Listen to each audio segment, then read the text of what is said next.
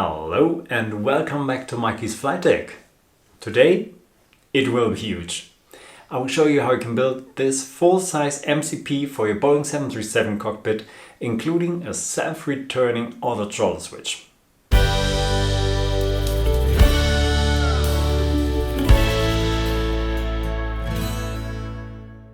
When I started designing this panel, there were some requirements set to the design. The first one was that it should be relatively easy for you to replicate this design at home. So most of the parts consist of very light-weighted components here. Everything relatively straight and simple to build. And the second one was that it shouldn't consist of one big PCB. You can find many designs out there that have a big PCB as a base where all the components are soldered on, and even the backlighting is already implemented. But I think that then you are fixed to some special buttons or components that can be used with this PCB, and you can exchange, for example, one switch for another one that you prefer. And so I thought the only situations where PCBs come in here in my design are that they make the cabling or the electricity work more easy, so that you don't have to connect every pin of every component with a cable. For example, all the legs of the 7-segment displays, which is a pain when you want to solder all these by hand. And so I came out, you will see this later, with some really small components that are very modular and can even be used in other projects, wherever you need a couple of 3, 4 or 5 7-segment displays together as a component. Here, these words about the design, and now let's start the build.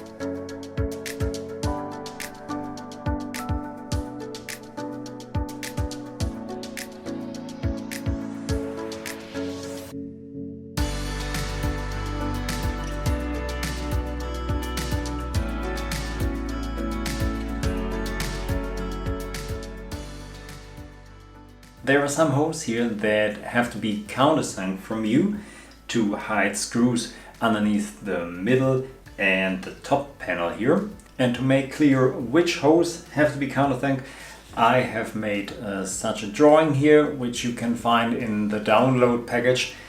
And there are marked all the holes in the bottom and in the middle panel here.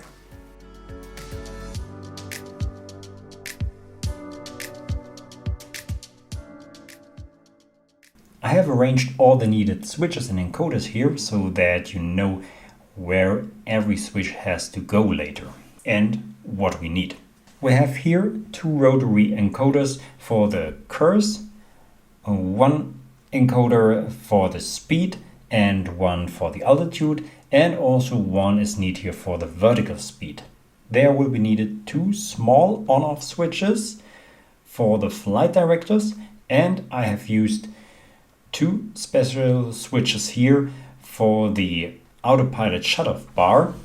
It is an on, off and momentary on switch. This is not really needed for this, but I thought it would be good if the bar sits straight in the middle if it's on, and if you accidentally push it upwards, then it goes back into its normal position and it stays down in the off position when you shut it off. Then we will need 3 6x6 by 5 mm tactile buttons, and here Later I will show you in detail how to build this. The combined heading and bank angle knob. You will need again a rotary encoder and a 12 position rotary switch.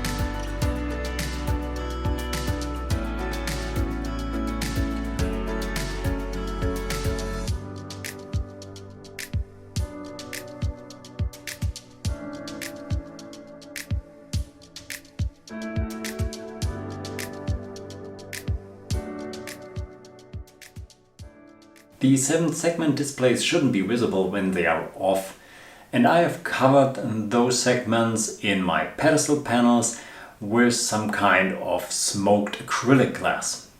This time I want to use those 3D printed bezels, and these will sit in the top layer, so I can't place any acrylic glass in there, which would be 3 millimeters thick. And though I want to try to use this smoked plastic sheet here, don't ask me exactly what this is. I have bought this years ago when I bought my first acrylic sheets for testing, and I thought there could be a day where I could use this sheet here, and now there is this day.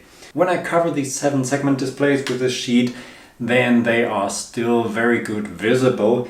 And I think with a second or even a third sheet of these here, they will become invisible finally. Here, and though my first thought was that I used this bezel here as a template, put it on top here and cut it out with a knife. And then it came back to my mind that I have a laser cutter, and so I have cut it out all the needed pieces at once. But don't panic when you don't have a laser cutter at home. Just use a sharp knife, cut around it, glue them together, and you're ready to go. One last word about these 3D printed bezels. When you are printing these, use a very thin layer height, because otherwise the layers would be very visible here at these angled sides. So something about 0.1 millimeters should be fine, I think.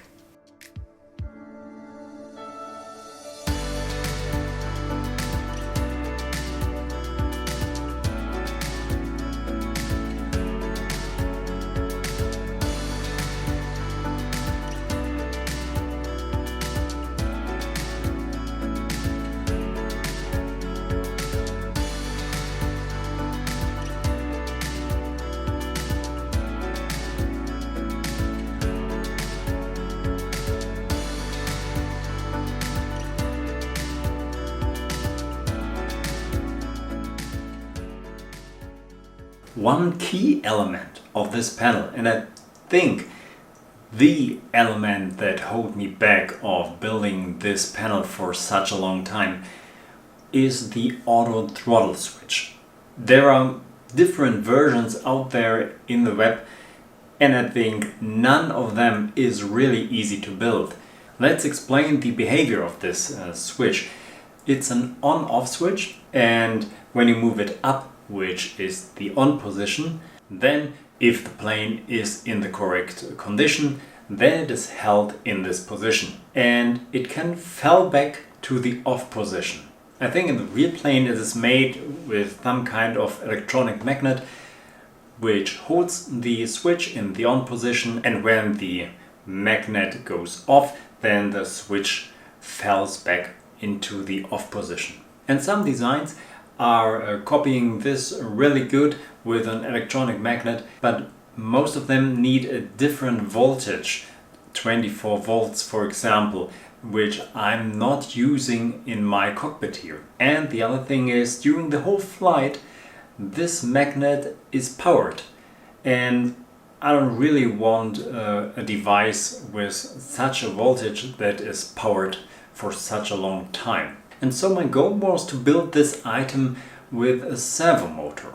A first try was made with the smaller MG90S servo motor, which I have used in different situations in the cockpit, but this was too weak to move this switch. And then I switched over to the DM996 motor, which is a little bit bigger and also stronger than the other servo motor. So let's jump back to the days where I'm starting building this motor and have a look to the concept.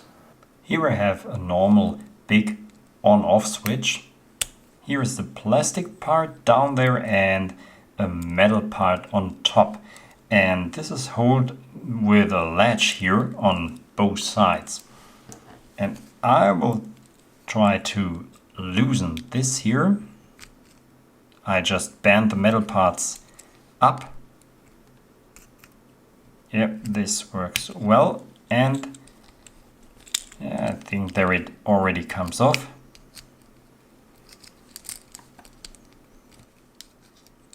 Bending a little bit more, and there we have it. Yeah. And this is just a really simple construction. I wouldn't have thought that it is so simple. Down here we have the two contacts, and I think just one contact is needed to let the power through. And the contact is made with this metal stripe here that sits in the middle and goes up and down, and when it goes down on this side it closes the circuit. And this is pushed just by the end of this here shaft here. It's lubricated so that it can slide on the metal, and this is all. And now our goal is when this shaft is in the on direction, we have to pull it back here to the off position. And my attempt to do this is using this 3D printed bar here that will go over this shaft here. And when it is in the on position, then it can pull the shaft back to the off position and goes back. And then you can switch the switch on again, and it can be pulled to the off position again. Yeah, and so it will work. Though the only thing is that we have to cut a little groove in here to let this bar slide in.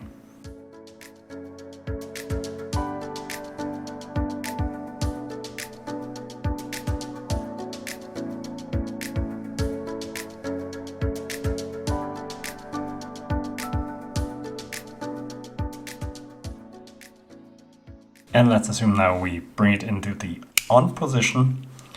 Then the slider can push it to the off position again. And now let's hope that the motor can do this.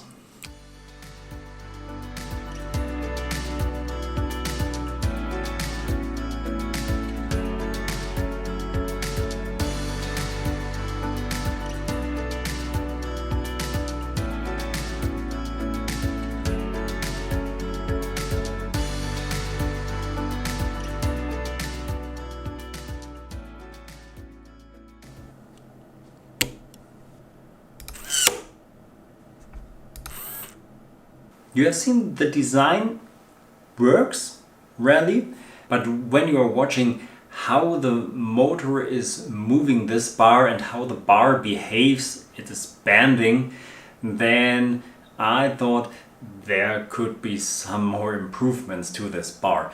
And so I designed it as a closed loop, I think I can call this, and I shortened it a little bit to let the whole switch still fit into my whole panel design. And for doing this, the cutouts in the switch have to be changed a little bit. You can see it here in detail.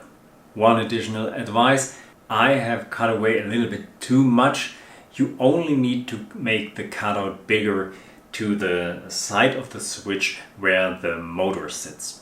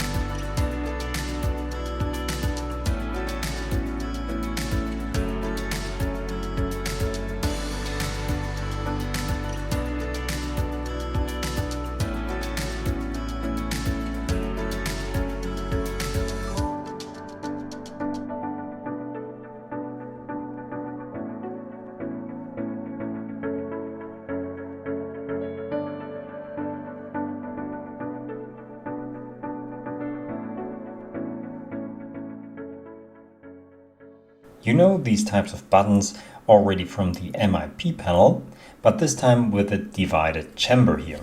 And for those of you who haven't seen the MIP video, I will describe the process of inserting the LEDs inside here. We have an outside and an inside box. The outside box, or the so-called holder, will get an 6x6mm tactile button inside here.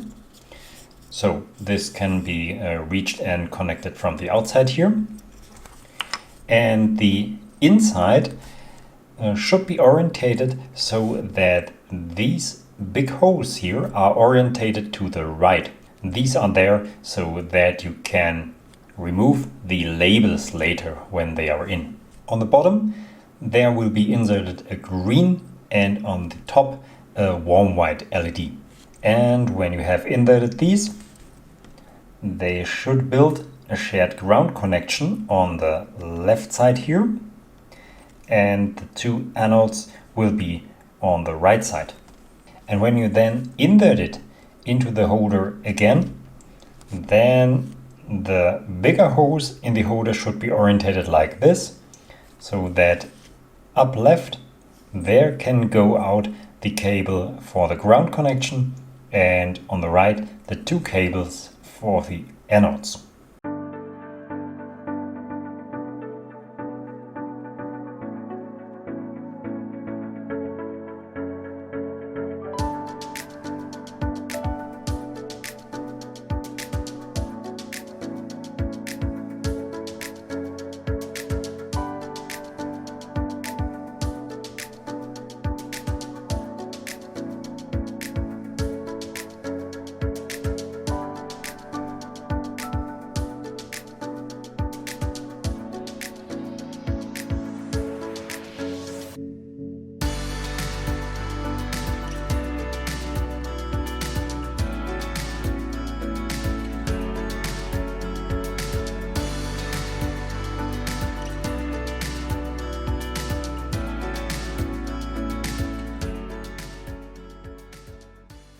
The knobs are finished now, and I want to share some experiences I've made during the build. I faced some problems with the clicking spots of some of these knobs. They were stuck in the holder and didn't came back, or they couldn't be pressed correct.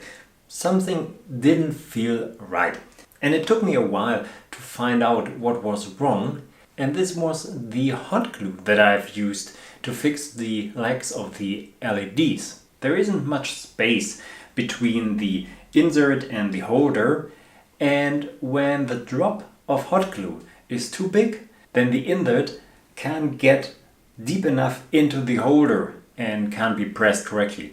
And so I have cut away a little bit of the hot glue drop, and everything worked fine after this.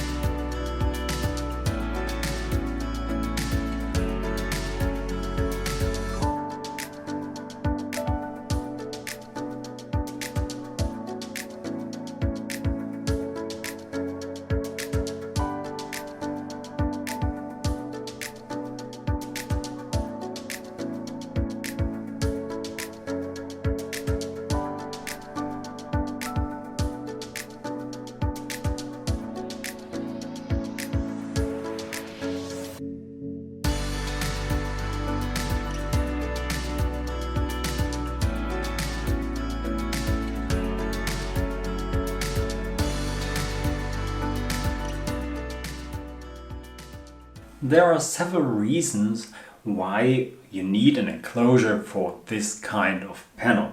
I think one of the main reasons is that you have to protect this whole bunch of cables. It's not like in the pedestal or in the overhead panel that they are hidden by a wooden frame. No, these are all visible, and when you carry it around, then they could be damaged. And the other one is that you could want to use this panel as a standalone version on your desk, and then you can't lay down such a panel design, so you will need an enclosure to lay it down on your desk, again to protect the cables. And the enclosure went through several evolution steps. The first one was a divided long piece here, and I could screw it together in the middle, but when I tested it, it came out very flexible, and this wouldn't be a good enclosure for this. And so it came out with a design that is divided into 3 parts, which you can see in the video here. And when I installed this, then I thought that this wasn't also the correct design for this, because I wasn't able to remove it again when all the soldering work was finished. So maybe I should come out with some kinds of plugs to easily connect and disconnect these 7-segment displays, maybe in a future version. And so I switched back again to a very flexible design, but this time with some more places where it is connected to the main acrylic panel, and you can add a little bit more stiffness with those 3D printed bars. So I think this design is a little bit more easier removable.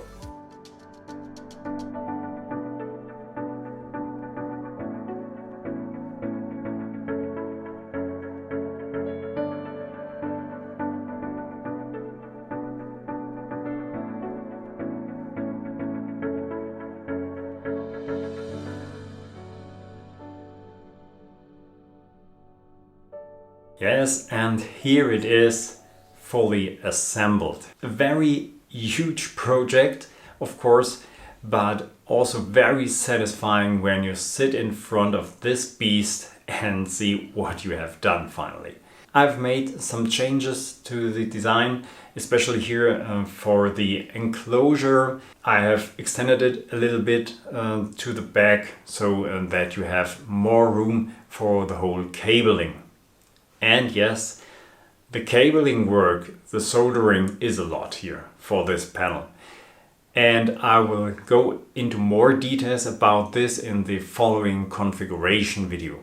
But for now, you will find all the needed files to print all these knobs, cut out and engrave all these panels, as well as all the needed Gerber files for the PCBs as a download in the member section of my website. And yes, you should consider building this thing here, not only when you want to build a full-size cockpit, but I think I have said this in the video, you can use this thing as well on a desktop setup.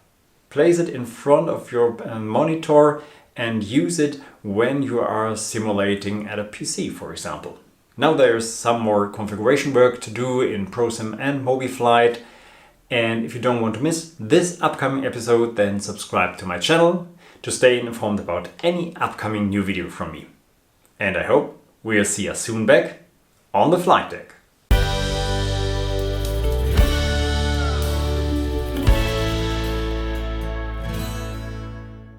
Part divided into 3 segments, which you...